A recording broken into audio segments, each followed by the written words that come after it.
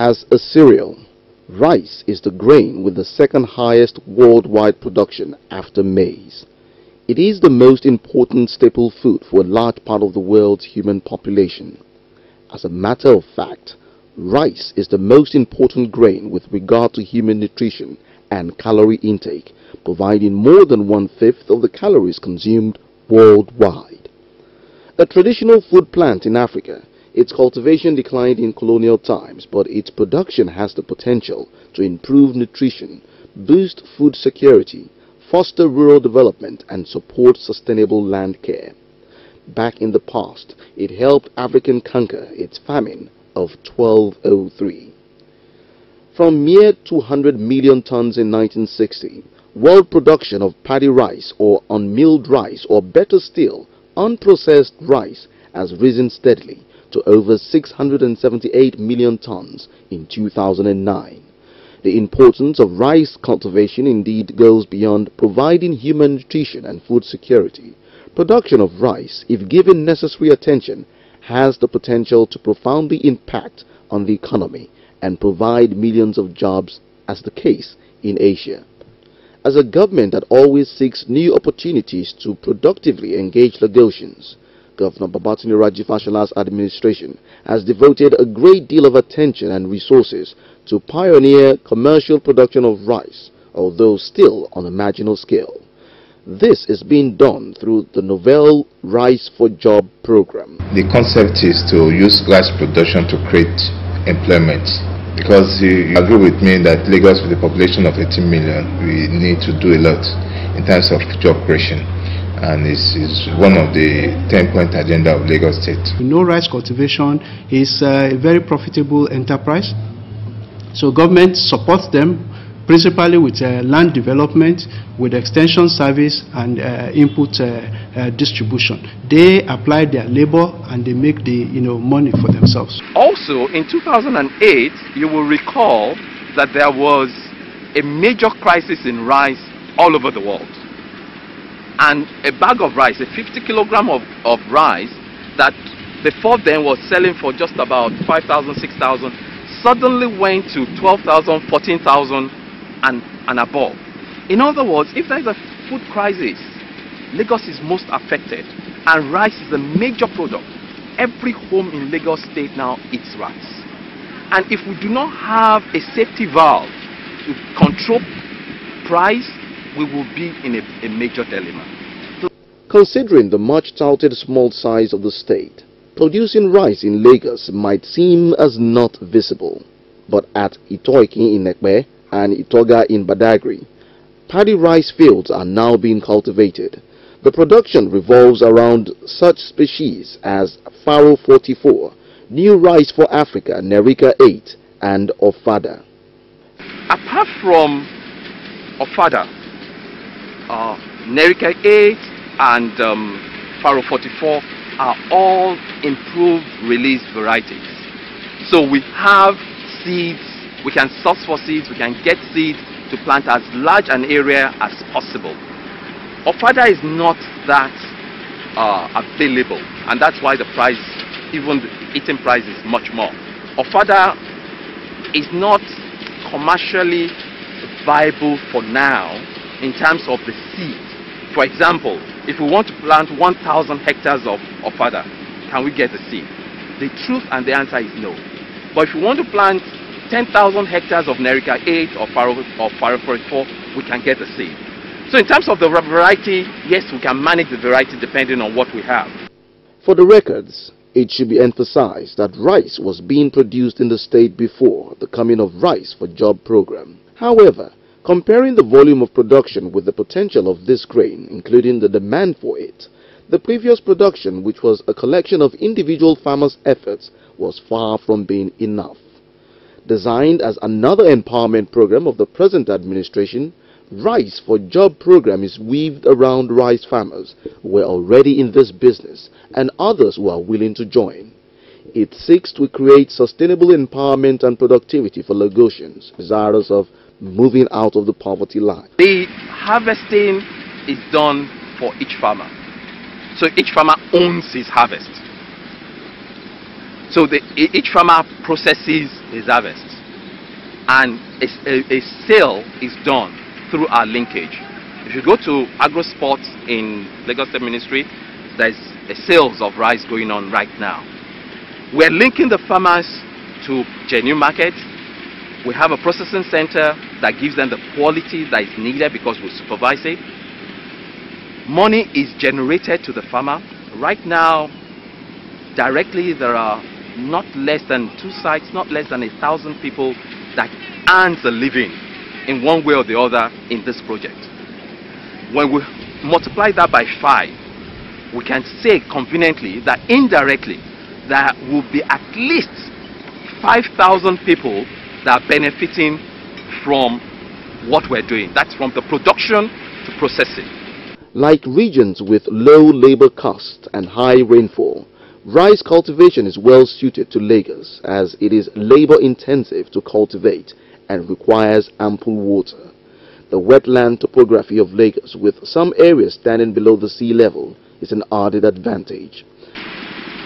On this field, because we do not have irrigation system yet, we will leave the field fallow. But if you look at the height of the straw we left behind, the straws will help the organic nutrients of the soil. So it's going to be plowed in to decay and boost the next year's production. However, we're hoping that come next year, in Badagry at least, we'll have an irrigation scheme there. We've been soliciting for it. His Excellency Governor Babatunde Raji Fashola had approved it. We are looking forward to a time when the money will be disbursed and we can have it. And the moment we have an irrigation, after rice is planted, we will grow vegetables. Right now, it's on the drawing board. It can be done, but it's yet to be done. Because we must be able to bring in water to the field after the rice, because you see that the soil is quite hard now. Nothing will grow now except we put in some water. The huge population of the state is no doubt an asset that can be leveraged upon to launch the state and indeed Nigeria into the league of major rice producing and exporting country. This is a project that will have profound impact on the state economy and its people. We're in the field of Faro 44. The plant, the Faro 44, is an improved variety. It's what you can easily call the Alabere. It's a medium long grain and slim, and the height is just about 1 meter tall. You would see that the tillering is very good, and the yield of Faro 44 is between 3 and, when it is fully managed, 5 tons per hectare. This is in a flowering stage at the moment, whereas you have these ones are getting to maturing period. That's getting golden. When this field, as we see right now, we still have about 2-3 weeks maximum before we harvest this field.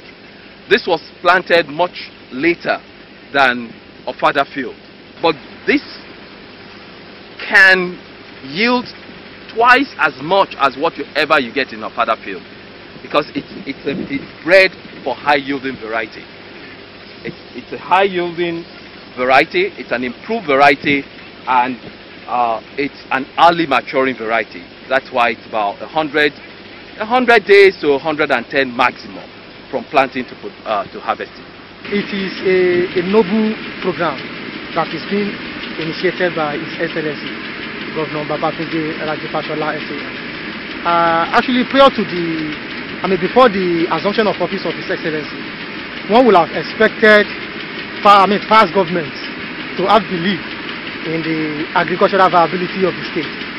So this kind of a program is a step in the right direction, in that the governor really believes in the agricultural potential of the state, and that is what is showing by investing in this type of a noble program.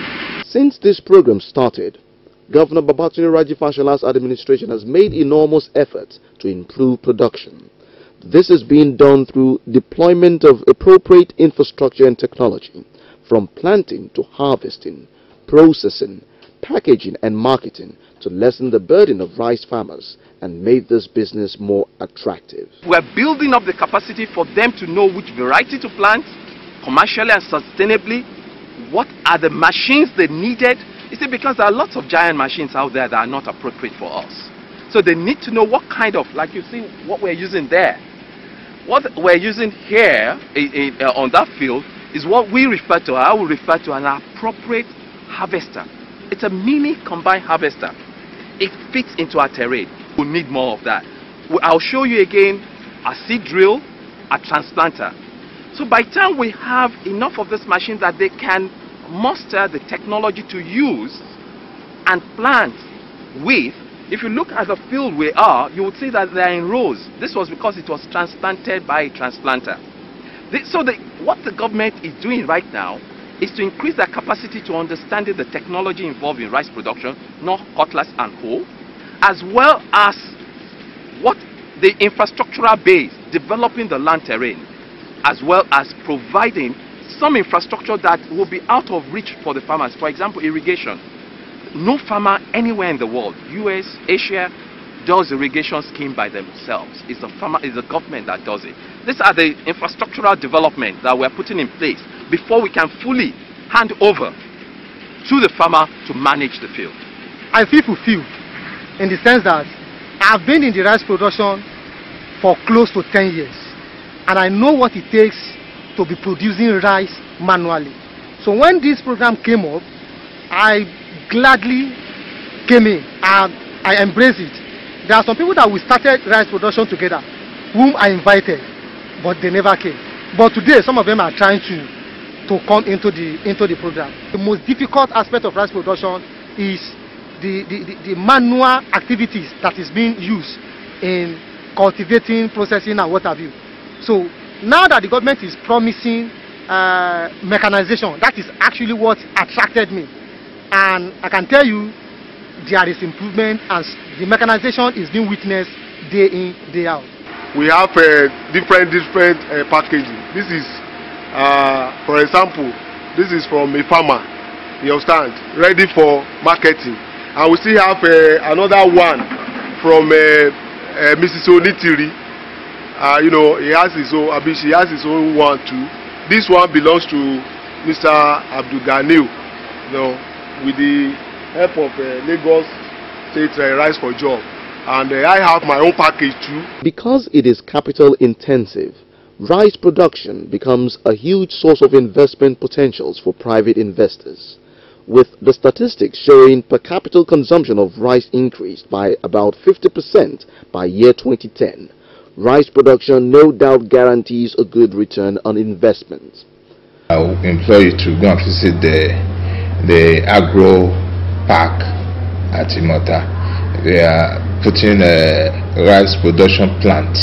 Capacity is 1.5 ton per hour, 1.5 tons per hour, and all things being equal, we can do 6 tons if we do it for 6 hours. So with that, it's not something that we want to restrict to only government. Dana is willing to even come into the production of rice in Lagos, and we consume about 500,000 tons of table rice in Lagos. Is huge. A population of 18 million. Like Lagos is the highest consumer of rice, and we have to do something. Even if it requires Lagos acquiring land in other parts of the country, we will go ahead and do so. And when it comes to capacity building also, we also engage the private sector consultants who help to develop the capacity of both staff and the farmers. So it's a partnership between the private and public sectors. What Lagos State is doing and what the governor had done and it continues to do is for Lagosians and us as a state to start something first. We have started this production field. God willing, by next year we will have a processing center.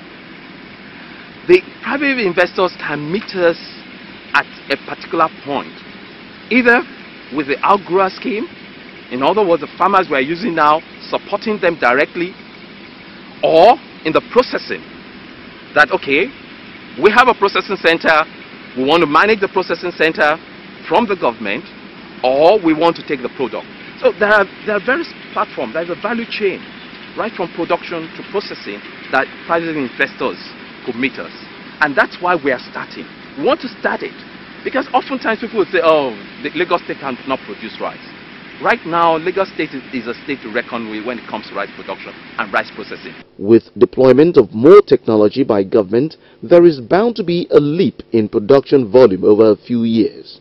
Apart from removing drudgery, mechanization of rice production as being championed by the present administration can double the present production capacity and increase the fortunes of rice farmers in the state. We have improved the tonnage per hectare. Before the program commenced, our rice farmers were doing less than 1 ton per hectare. But now we are getting to 2 tons per hectare, and we want to see how we can get to 5 and 6, because it's been done in other parts of Africa. So we are bringing in the technology and even the seeds they are using and the practice they have been using the last few years. This year particularly, out of the 200 hectares that we are working on, we've effectively worked on 170 hectares this year.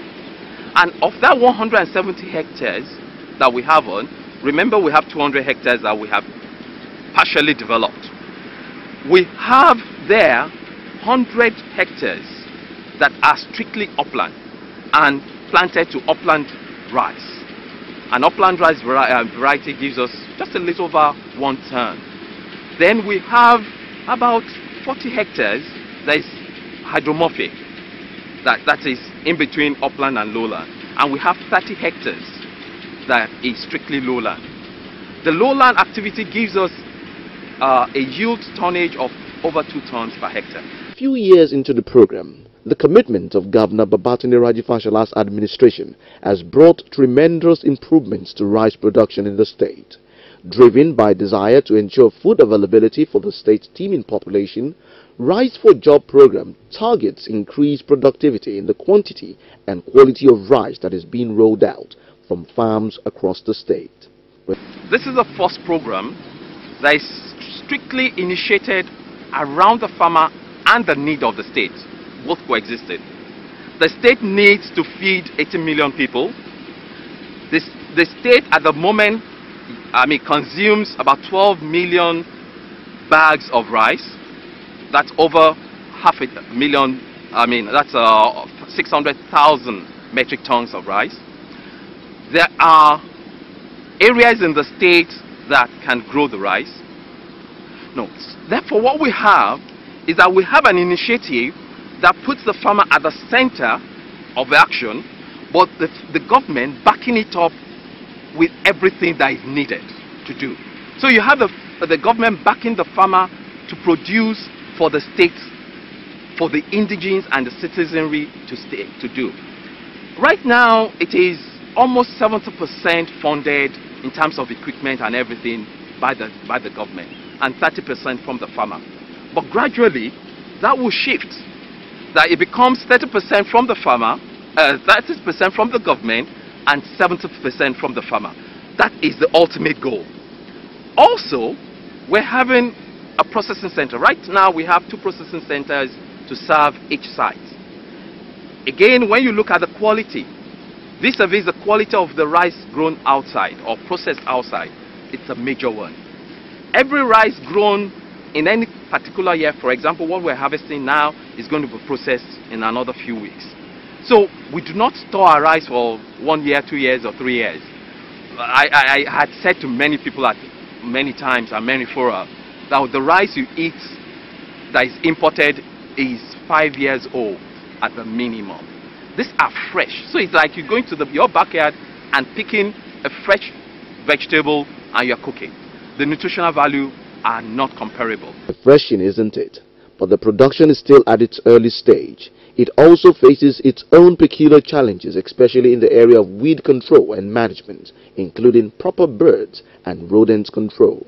Government is assisting the farmer for production. So management activity from farmer to farmer differs. If you look at the field we're in right now, it's weed free. If you just look at the rows, it's weed free. If you look at the field behind me, it's not as weed free as this. The management strategy of each farmer comes to bear on the yield in which you get, as well as the water. Upland rice yields lower than lowland rice, and the management of the water also matters. So right now we would say that we have close to maybe 5,000 bags of rice, of paddy rice, but it's just a beginning. It's a start-off. The rice production project is already giving Lagosians and others who have bought into it at one time or the other a real value for their money.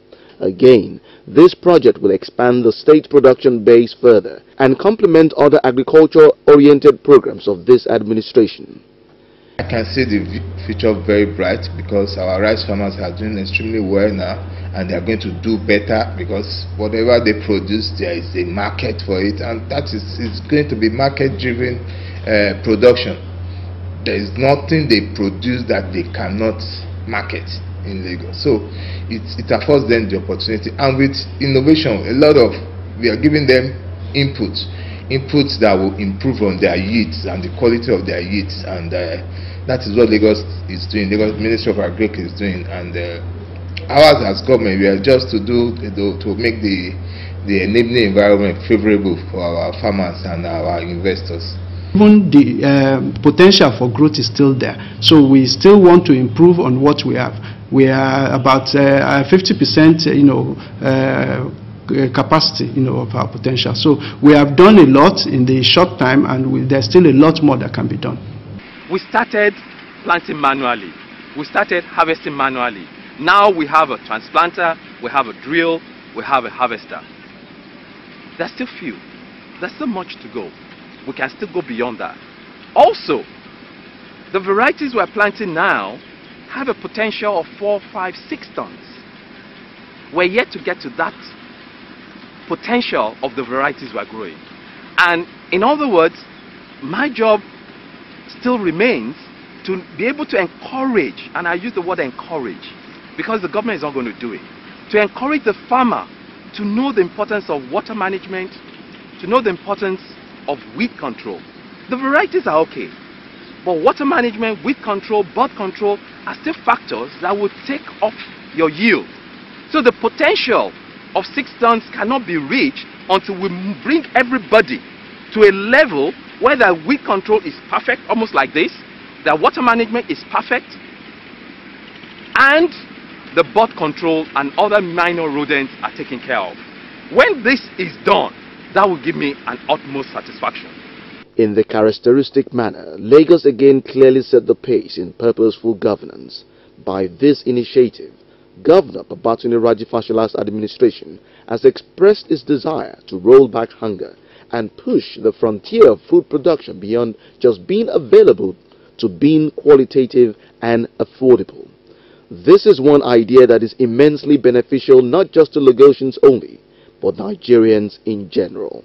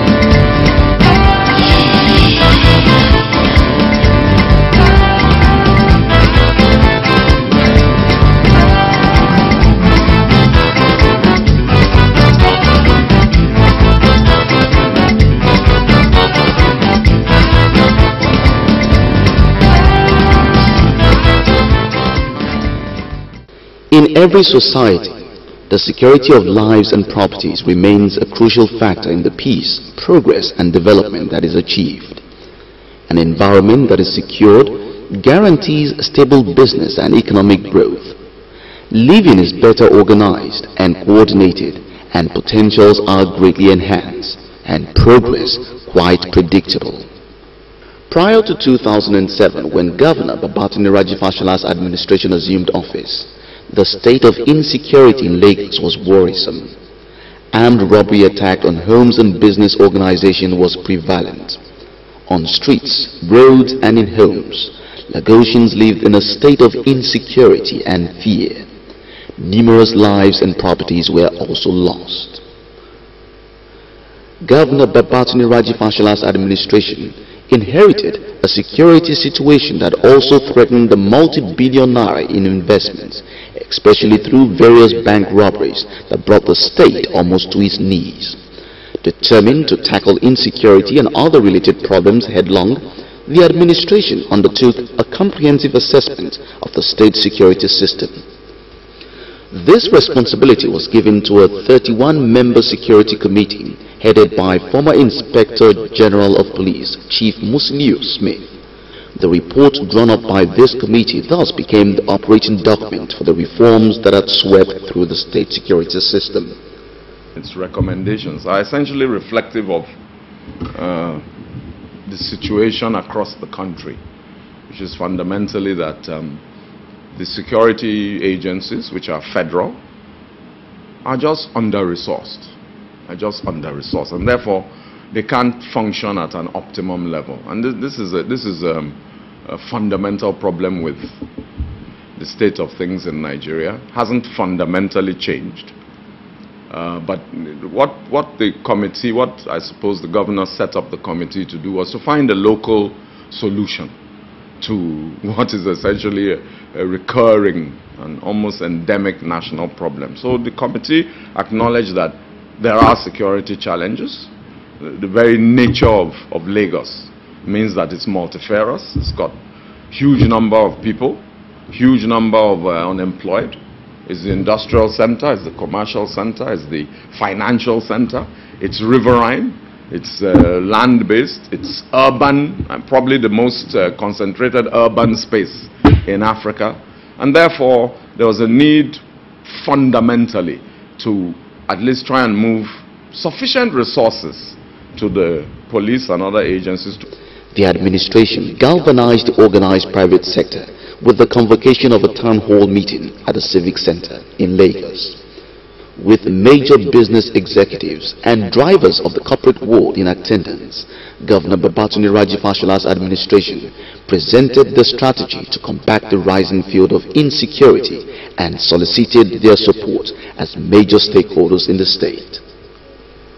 On the 22nd of July 2007, Governor Babatunde Raji Fashola kick-started the new security order with more than 1.5 billion naira for re-equipping the state command of the Nigerian Police Force and the Rapid Response Squad, the RRS. The Lagos State House of Assembly had earlier passed the Security Trust Fund Bill that sets out the guidelines for the management of the fund. The fund, with the first batch of equipment, was launched by Governor Babatunde Raji Fashola at an impressive ceremony also attended by the then Inspector General of Police, Mike Mbama Okiro. While the support to Nigerian Police Force was an area of operational equipment, RRS came under complete restructuring in terms of organization and approach.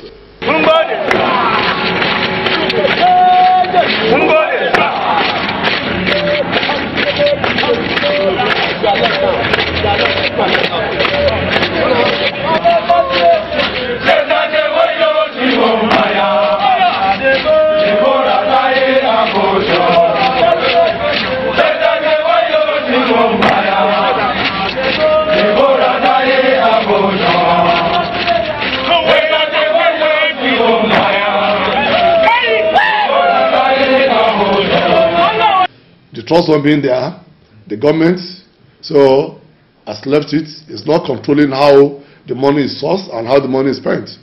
And those at the helm of affairs there now equally render So their stewardship to members of the public, I think annually. And that has gone a long way in convincing members of the public now that anything that is donated is judicially used. And they are seeing the effect in crime rates going down drastically. Today, the squad now operates on a sectoral basis with 211 new points created for effective and efficient patrol and monitoring. At inception, Lagos State Police Command with RRS took delivery of about 300 brand new Toyota Hilux and Ford Ranger vehicles, some of which were donated by corporate organizations. At the Rapid Response Squad's headquarters, high-tech communication gadgets have been installed, new bulletproof vests provided, while its services have been computerized to allow for adequate sharing of information among security establishments. The capability of the police and the RRS has been greatly expanded. Policing of the state is far more effective and efficient as the morale of the workforce has been boosted considerably. The synergy of efforts established between the State Police Command and the RRS now ensures that residents of the state are spared of armed banditry. For today's meeting in Lagos State, I'm comfortable because we also have a government in place very caring. Essentially, the essence of governance is the well-being of citizens. And you can see the young men here that you have seen this morning. They are employed to enhance the well-being of citizens, not only of Lagos State, but citizens of every nation that has a place of domestication here in Lagos. Not only citizens, but properties that are acquired by people that live within Lagos State.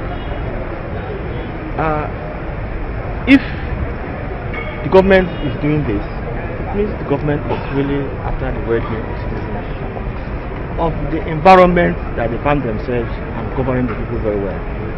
But you can look at the arrays of resources around these premises, arrays of resources provided by Lagos State government.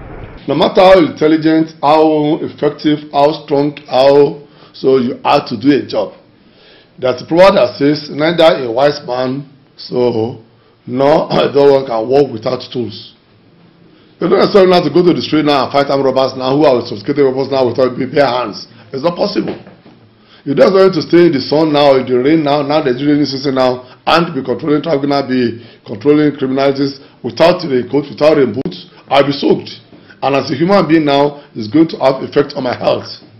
You don't expect me now to move to the streets in the night now with only my eyes, without something to brighten the place in the darkness where robbers are. All those things, I'm just saying that we need equipment.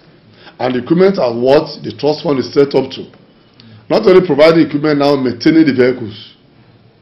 The government provides the fuel, and the trust fund now maintains the vehicles that are on the route 24 hours. The activities of the state security apparatus has further been emboldened with the acquisition of 20 armored personnel carriers, APCs, 5 patrol boats, 74 high-end patrol bikes, 1,500 new bulletproof vests, ballistic helmets, 1,000 branded AK-47 rifles, new pairs of uniforms and safety boots, and other gadgets for the RRS. They are very lucky. All those equipments that we are now having during our time, they're having those equipments now. I see them on the road, and I believe with what the Lagos State government is doing,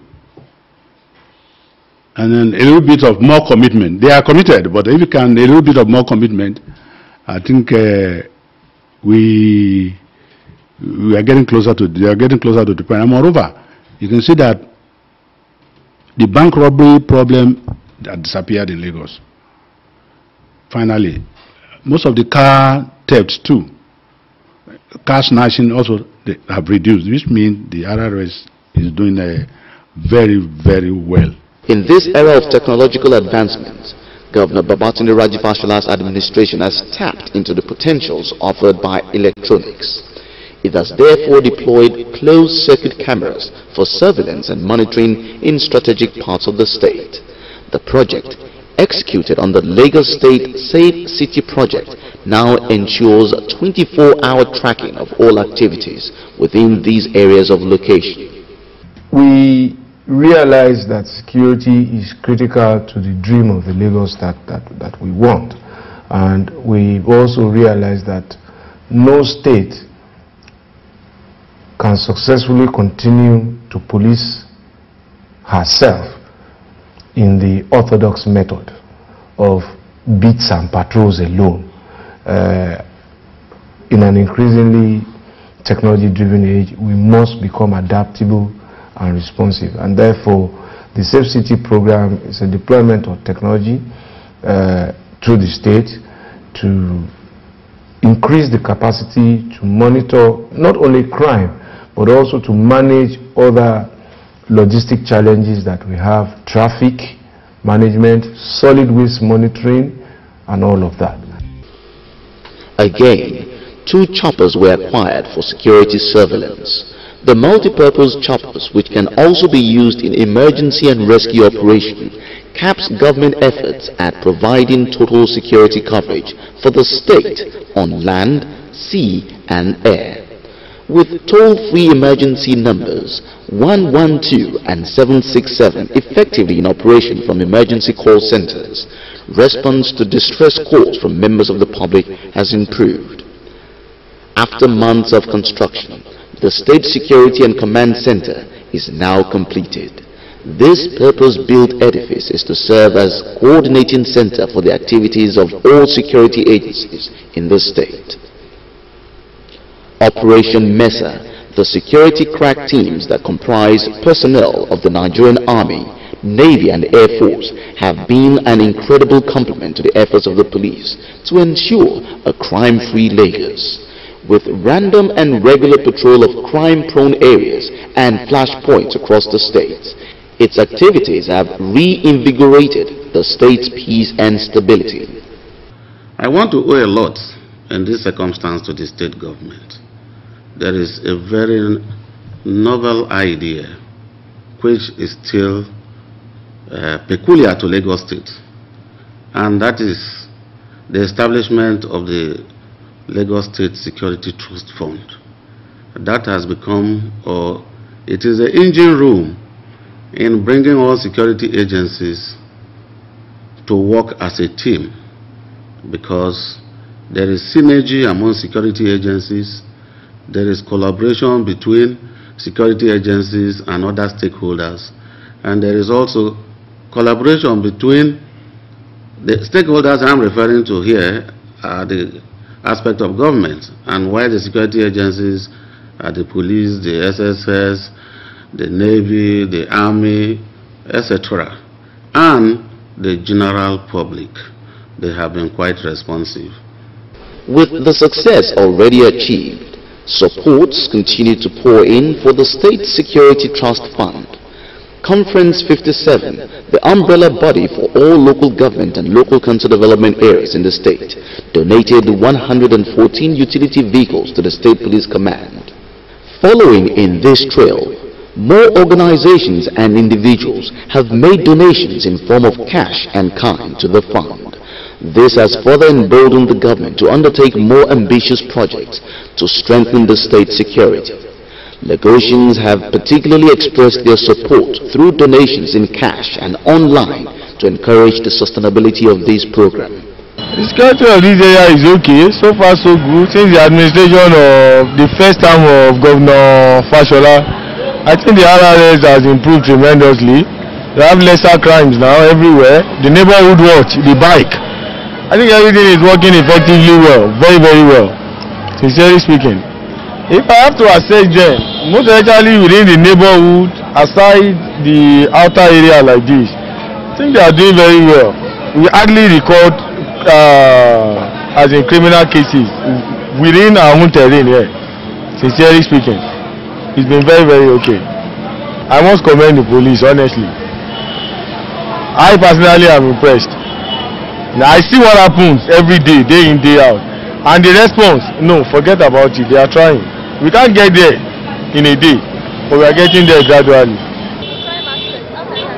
And the crime of aspect in Lagos State, we still want Lagos State to work on that crime for us. Because when you look at a crime in Lagos State, many people came in from a far place like Ibadan, Ogun State.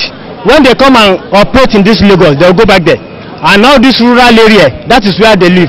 Not that these kind of people are living among the people, but they are in rural area. When they come and operate, they go back there. So we want the Lagos State people, if in terms of micro telescope, to be showing all these criminals in Lagos. I think when you look at the criminals in Lagos today, they are less, but we still want Lagos State to put ahead, to work ahead in terms of these criminals. Unlike the previous practice, the Security Trust Fund places importance on the welfare of security personnel, both in RRS and the State Police Command. Apart from provision of life and permanent disability insurance policies, various allowances have been packaged to give them extra motivation to work. Since the presentation of 1 million naira check each to widows of late Inspector Suru Johnson of the RRS and Sergeant Elijah Mbama of Mopol 20, who lost their lives while on active duty at the formal launching of the Security Trust Fund, many others have received one form of compensation or the other. Governor Babatunde Fashola has kept to its promise of adequate welfare for the personnel. A reference point in the new security order operating in Lagos is the commendable understanding and partnership forged between the state and the federal government. This rapport enabled the increase in number of RRS personnel from 540 to about 2,000. It allowed the operation of 767 and 112 emergency numbers, including the inclusion of armed forces in independent patrol teams. So, far from blowing our trumpets, RRS is ever capable and ever ready. Because I cannot say much, don't let me just say out of the whole country. But if I may have to say that one too, that RRS has been the most sought security outfit. The most sought security outfits. That so many states have been coming to come and study how RRS is. Many states have gone out to replicate RRS in different names. So many states have been here. They've interviewed so many times now. The Excellency, the governor of the Lagos State now has granted me permission now to talk to so many. They've been here now, the blueprint of how is RRS, how is it performing. So everywhere is RRS, everywhere is RRS. To the extent that when we see this one now, this is a testimony. RRS are judged as the best crime busting police squad in West Africa, in the whole West Africa. These awards given to us in Ghana. So we went to South Africa, we went to South Africa to have this. To complement the efforts of the RRS and Nigerian Police Force to flush out bad eggs in the state, Lagos State Environmental and Special Offences Enforcement Unit have been upbeat in conducting raids on black spots in the state. This arrangement, which is part of the strategy to further close up, frustrate and strangulate the activities of men of the underworld, has taken the unit to garages, under bridges and other hideouts for criminals. The clearing of Oshodi, Obalende, Ajelogo in Mile 12, Mushi and other areas are cases in point. Regulation of the operation of commercial motorcycle, also known as Okada, is part of the new security measures. In Lekki, Victoria Island and Ikoyi, restriction on Okada operations takes effect from 7 p.m. while it is extended to 10 p.m. in other parts of the state. Within the context of Boko Haram, we can say it is one of those security challenges we have to contend with at this stage of our development. Coming to related to Lagos, Lagos is part of Nigeria, and there is no way anything that is impacting on any part of Nigeria that Lagos will not will also be impacted. As a result, the only thing we can do in Lagos to stem whatever is the effect from other area is to put all the measures and the mechanism in place by stepping up, reviewing our security plans that is already on ground, and then upgrading where it is necessary to check whatever is the effect of Boko Haram in other parts of the country as it may spill over to Lagos. And here we have done it through a lot of security awareness which will be given to various groups. So far, the enormous investment committed to building Lagos State security infrastructure and the success so far achieved truly confirms security as the foundation of peace and progress in any society. There is no doubt that the quality of life of Lagosians has improved considerably. I feel very happy because of the consistency maintained by not only government, but spearheaded by government and other stakeholders like him.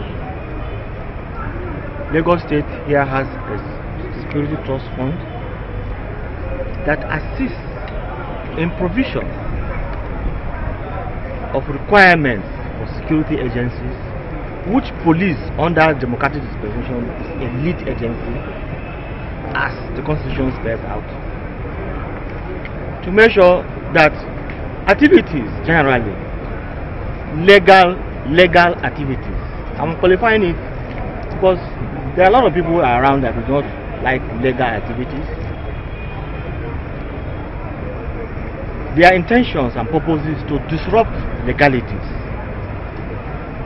and we, by virtue of opportunities and privileges given to us to serve our nation, we are also prepared to make Lagos ungovernable for those who are not prepared to yield into legalities, for Lagos to prosper beyond what it is. And therefore, I once again use this opportunity to make a passionate appeal that every person that resides within the confines of Lagos State, either as a resident, either on transit, or here for business, to extend that fellowship to all of us that the government and inhabitants of Lagos are doing, so that we can make the environment better for each and every one of them to carry on their legal activities. Today, Governor Babatunde Raji Fashola's administration has achieved 70% reduction in crime and fostered a conducive environment for living and business. With the donations from government, from private individuals, from corporate Lagos, from churches, from school children, etc., the fund has been able to build capacity for the Lagos State Police Command on an unprecedented scale in both mobile, that's mobility, that's vehicles, communications, marine. Some of these areas were totally degraded, shockingly degraded. Rebuilding assets at Marine Police, for instance, they hadn't had a functioning pump and tank since the 1970s. In the next few years, I want to see Lagos State moving from a more peaceful state to a state that the former nightlife we used to know of Lagos will return fully. And that, I can assure you, with the resolve from the part of security and the government.